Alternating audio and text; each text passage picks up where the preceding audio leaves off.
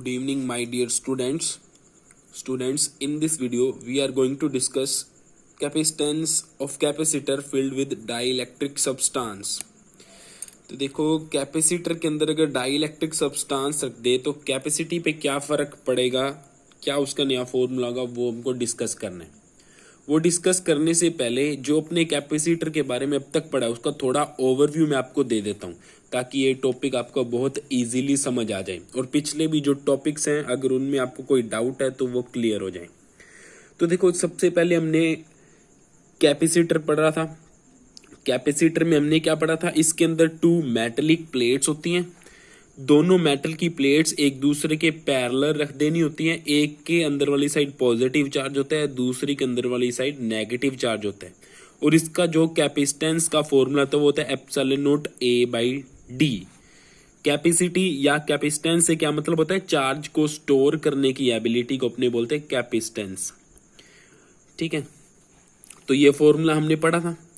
और capacitance end voltage and charge के बीच में एक रिलेशन भी पढ़ा था, Q इक्वल्स टू CV। और ये रिलेशन क्यों होता है ये मैंने बताया था। Q is directly proportional to V होता है। जैसे जैसे चार्ज बढ़ता है पोटेंशियल की वैल्यू भी कंडक्टर की बढ़ती जाती है। तो ये पहली वीडियो में हमने डिस्कस किया था। उसके बाद मैंने आपको बताया था, मतलब जो मैंने वीडियो आपको शेयर की थी उसमें बताया था कि जो कैपेसिटर है उसके अंदर यूनिफॉर्म इलेक्ट्रिक फील्ड होता है, क्योंकि कैपेसिटर की जो प्लेट्स है बहुत पास होती हैं। दोनों के अंदर वाली side same amount of charge होता है, दोनों प्लेट्स बहुत पास होती है, तो इसके अंदर लगभग यूनिफॉर्म इलेक्ट्रिक फील्ड होता है। और उसकी वैल्यू हम किस फॉर्मूले से देते हैं ये भी हमने फाइंड किया था, electric field equals to sigma upon epsilon naught, जहां पे सिग्मा क्या थी, areal charge density, that is Q by A। ठीक है, और इसके बाद हमने एक और चीज पढ़ी थी, relation between potential difference and electric field for capacitor. ये क्या होता है, electric field equals to V by D. V क्या चीज है, दोनों प्लेट्स के अक्रॉस पोटेंशियल डिफरेंस, D है दोनों प्लेट्स के बीच की डिस्टेंस। ये वाला रिलेशन इसी रिलेशन से आता है। देखो पिछले चैप्टर में, सॉरी इसी चैप्टर के फर्स्ट पार्ट में हमने पढ़ा था इलेक्ट्रिक फील्ड एंड पोटेंशियल के बीच रिलेशन। ये क्या था, E equals to minus DV by DR। अब सपोज ये कैपेसिटर की टू प्लेट्स हैं, ये प्लेट प्लस V/2 पोटेंशियल पे है, ये माइनस V/2 पोटेंशियल पे है, एंड इन दोनों के बीच जो डिस्टेंस है वो है D।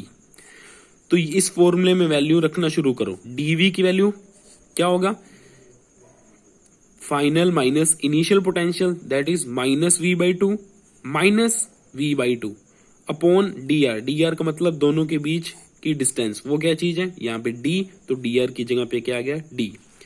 ये माइनस V/2 माइनस V/2, ये क्या बन गया माइनस V, और माइनस इंटू माइनस प्लस, तो ये क्या बन गया V/D।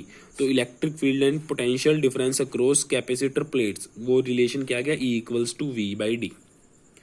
फिर हमने पढ़ा था कैपेसिटर की चार्जिंग एंड डिस्चार्जिंग। कैपेसिटर को कैसे चार्ज करते हैं, सपोज पहले कैपेसिटर बिल्कुल भी चार्ज नहीं है, ये इन चार्जेस को भूल जाओ, इन चार्जेस को भूल जाओ एक बार। जैसे हम क्या करेंगे, इसकी एक प्लेट को बैटरी की पॉजिटिव से लगाएंगे और दूसरी को नेगेटिव से लगाएंगे, तो क्या होगा, ये पॉजिटिव क्या करेगा, इलेक्ट्रॉन्स को अट्रैक्ट करेगा, क्योंकि ये मेटल की प्लेट्स हैं। मेटल की प्लेट्स हैं तो इसके अंदर फ्री इलेक्ट्रॉन्स तो बहुत ज्यादा है, तो इस प्लेट के अंदर जो फ्री इलेक्ट्रॉन्स है वो पॉजिटिव प्लेट की तरफ अट्रैक्ट होंगे। तो इसका मतलब जो इलेक्ट्रॉन्स इसमें से बाहर निकलेंगे, अगर इस प्लेट में से इलेक्ट्रॉन्स बाहर निकलेंगे तो यहाँ पे इलेक्ट्रॉन की कमी मींस नेगेटिव चार्ज की कमी होने लगी, या ये बोल सकते हैं कि यहाँ पे पॉजिटिव चार्ज बढ़ने लगेगा, क्योंकि नेगेटिव चार्ज अगर बाहर निकल गया तो ज्यादा कौन होगा, पॉजिटिव चार्ज। तो इस प्लेट पे पॉजिटिव चार्ज आता जाएगा अंदर वाली साइड।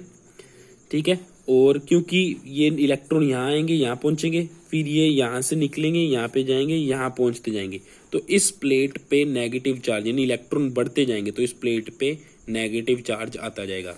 धीरे धीरे क्या होगा, जो बैटरी की वोल्टेज है एंड कैपेसिटर की दोनों प्लेट्स के बीच की जो पोटेंशियल डिफरेंस है वो जब इक्वल हो जाएगा तो चार्ज का फ्लो रुक जाएगा, हम बोलेंगे कैपेसिटर पूरी तरह चार्ज हो गया। ठीक है, जो कैपेसिटर है उसको हम टेम्परेरी बैटरी भी बोलते हैं, परमानेंट बैटरी तो नहीं बोल सकते, टेम्परेरी बैटरी भी बोल सकते हैं। क्यों, ये पता लगेगा इसकी डिस्चार्जिंग में।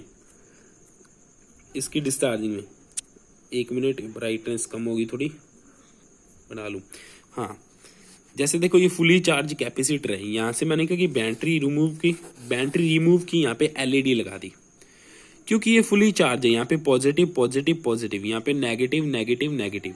नेगेटिव मतलब यहाँ पे इलेक्ट्रॉन्स ज्यादा है, यहाँ पे इलेक्ट्रॉन कम है। जैसे ही मैंने यहाँ से बैटरी रिमूव की, यहाँ पे एलईडी लगाई, तो यहाँ पे जो नेगेटिव नेगेटिव इलेक्ट्रॉन्स है वो एक दूसरे को रिपेल कर रहे हैं, एक दूसरे से दूर जाना चाहते हैं। अब ये सर्किट कंप्लीट हो चुका है, तो ये इलेक्ट्रॉन्स हैं यहाँ से निकलना शुरू होंगे, ठीक है। ये यहाँ से पास होते हुए वापिस इधर पॉजिटिव प्लेट की तरफ जाने लगेंगे। तो धीरे धीरे यहाँ पे नेगेटिव चार्ज खत्म होता जाएगा और यहाँ पे पॉजिटिव चार्ज भी खत्म होता जाएगा, क्योंकि ये नेगेटिव चार्ज यहाँ जाएंगे, यहाँ जाएंगे, यहाँ जाएंगे, इसके साथ मिल जाएंगे, तो इसको न्यूट्रलाइज करते जाएंगे।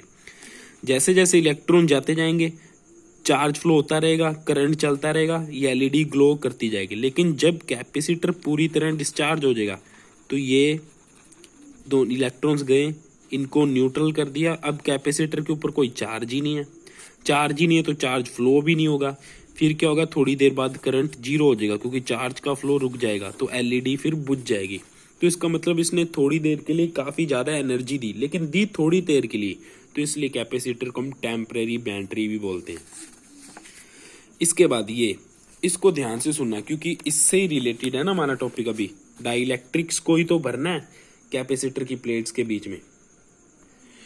तो देखो पहले डाइलेक्ट्रिक सुनो। देखो डाइलेक्ट्रिक सब्सटेंस एक्चुअली इंसुलेटर्स ही होते हैं। इंसुलेटर मतलब जो चार्ज को फ्लो नहीं होने देते, अपने में से करंट को फ्लो होने नहीं देते, ठीक है।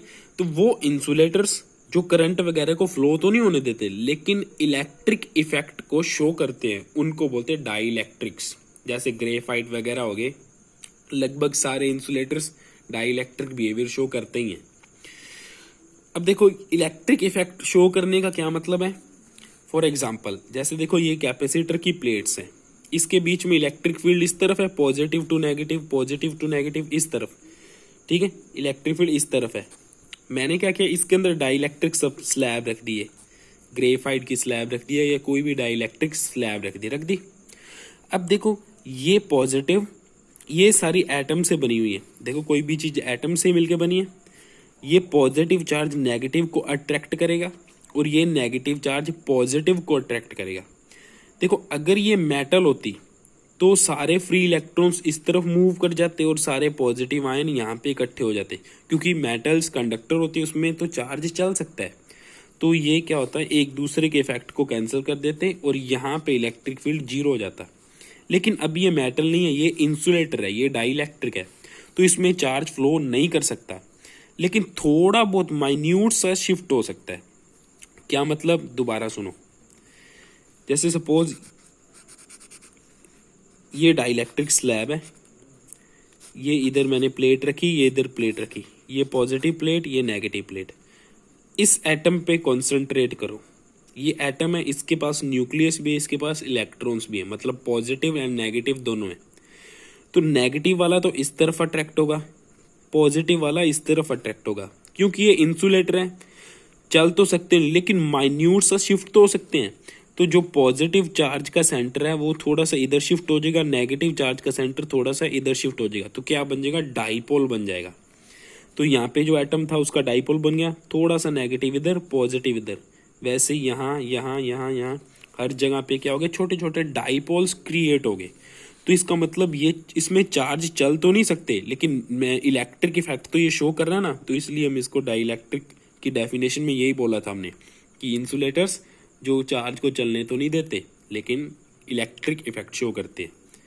तो इस इलेक्ट्रिक इफेक्ट को शो करने के कारण हुआ क्या, इसमें अगर बीच में स्लैब ना होती तो इलेक्ट्रिक फील्ड क्या था, पॉजिटिव टू नेगेटिव इस तरफ, ई नोट, ठीक है। लेकिन जैसे ही मैंने इसके अंदर स्लैब रख दी तो positive to negative E naught electric field तो इस तरफ था ही, लेकिन इसके अंदर एक उल्टी डायरेक्शन में भी इलेक्ट्रिक फील्ड इंड्यूस हो गया। क्यों, क्योंकि इलेक्ट्रिक फील्ड की डायरेक्शन होती है पॉजिटिव टू नेगेटिव, तो इसके कारण एक इलेक्ट्रिक फील्ड, इसके कारण एक इलेक्ट्रिक फील्ड, इसके कारण एक इलेक्ट्रिक फील्ड। तो छोटे छोटे डाइपोल्स हैं, ये क्या करेंगे, इलेक्ट्रिक फील्ड जनरेट करेंगे। तो हम बोल सकते हैं कि जो एक्सटर्नल इलेक्ट्रिक फील्ड है वो तो था इस तरफ, जो इलेक्ट्रिक फील्ड इंड्यूस हो गया वो किस तरफ हो गया, इस तरफ। तो अब नेट इलेक्ट्रिक फील्ड क्या हो गया, फिर नेट इलेक्ट्रिक फील्ड हो गया ई नोट माइनस ई पी, क्योंकि अपोजिट डायरेक्शन में है तो ई पी क्या करेगा, इसके इफेक्ट को थोड़ा कम करेगा। तो ये इसका एक फॉर्मूला आ गया। Electric field, net electric field क्या हो गया inside capacitor after inserting dielectric substance, ये हो गया ई नोट माइनस ई पी। ई नोट है इलेक्ट्रिक फील्ड, कब, जब हमने डाइलेक्ट्रिक स्लैब नहीं रखी। और ई पी क्या चीज़ है, ये डाइलेक्ट्रिक जो स्लैब है उसके पोलराइजेशन के कारण जो इंड्यूस हुआ है चार्ज, ये जो प्रोसेस है इसको पोलराइजेशन बोलते हैं। ठीक है, और पोलराइजेशन वेक्टर वो तो ससेप्टिबिलिटी वो तो आपने पढ़ी ली होगी, बाद में दोबारा से मैं डिस्कस कर लूँगा। एक तो ये फॉर्मूला हो गया। सेकंड, एक और इलेक्ट्रिक फील्ड का फॉर्मूला भी हम लिख सकते हैं। देखो इलेक्ट्रिक फील्ड का हमने फॉर्मूला क्या पढ़ा हुआ है, electric field inside capacitor plate वो होता है सिग्मा बाई एप्सिलॉन नोट। और हमने ये भी पढ़ा हुआ है कि अगर बीच में वैक्यूम है तो एप्सिलॉन नोट, अगर बीच में कोई मटेरियल रख दें तो एप्सिलॉन नोट नहीं यूज करते, सिर्फ एप्सिलॉन यूज करते हैं। तो एप्सिलॉन यूज कर दिया। अब फर्स्ट चैप्टर में हमने पढ़ा हुआ है रिलेटिव परमिटिविटी, उसकी वैल्यू क्या थी, epsilon R equals to epsilon upon epsilon naught. इससे एप्सिलॉन की वैल्यू क्या आएगी, epsilon naught into epsilon R. और जो ये रिलेटिव परमिटिविटी है इसी को डाइलेक्ट्रिक कांस्टेंट भी बोलते हैं, मैंने फर्स्ट चैप्टर में आपको बताया था क्लास में। तो एप्सिलॉन इक्वल्स टू क्या हो गया, एप्सिलॉन नोट के। एप्सिलॉन आर को के भी लिख सकते हैं, डाइलेक्ट्रिक सब्सटेंस बोलते हैं इसको, सॉरी डाइलेक्ट्रिक कांस्टेंट। तो ये वैल्यू यहाँ पे सब्स्टिट्यूट कर दो, ये बन गया net electric field equals to sigma by epsilon naught K. Sigma by epsilon naught क्या है, ये तब इलेक्ट्रिक फील्ड है जब हमने डाइलेक्ट्रिक स्लैब नहीं रखी है, सिग्मा बाई एप्सिलॉन नोट, है ना। तो इसकी जगह पे मैं ई नोट लिख सकता हूँ, ये आ गया, ये बन गया net electric field equals to electric field without dielectric substance upon dielectric constant. और के की वैल्यू क्या होती है, हमेशा ग्रेटर देन 1 होती है, ग्रेटर देन 1 ही लेनी पड़ेगी, क्योंकि जब हम डाइलेक्ट्रिक सब्सटेंस अंदर रखते हैं तो इलेक्ट्रिक फील्ड कम हो जाता है। इलेक्ट्रिक फील्ड कम दिखाना है हमको, तो इलेक्ट्रिक फील्ड जो ई नोट है इसमें कुछ ना कुछ डिवाइड करना पड़ेगा, तो ही नेट इलेक्ट्रिक फील्ड पहले से कम होगा। अगर मैं बोलूँ कि 10 है, 10 से कम जाना है तो किसी चीज़ का डिवाइड ही करना पड़ेगा ग्रेटर देन 1 से, तो ही वो 10 से कम हो पाएगी। समझ रहे हो कि नहीं, ठीक है। तो जो नेट इलेक्ट्रिक फील्ड है वो ई नोट से कम शो करना है, तो इसका मतलब जो इलेक्ट्रिक फील्ड पहले था उसमें कुछ ना कुछ डिवाइड हो, तो ही तो फिर ये वाला इफेक्ट ये क्या होएगा, कम हो पाएगा ना। तो इसलिए के की वैल्यू कहती है ग्रेटर देन 1। ठीक है, अब नेक्स्ट वीडियो में अपने ये वाला टॉपिक डिस्कस करेंगे, उससे नेक्स्ट वीडियो में इसके न्यूमेरिकल्स, और उससे नेक्स्ट में कंसेप्चुअल क्वेश्चन। तो 3-4 वीडियो का ये चैप्टर रह गया। ठीक है, ओके।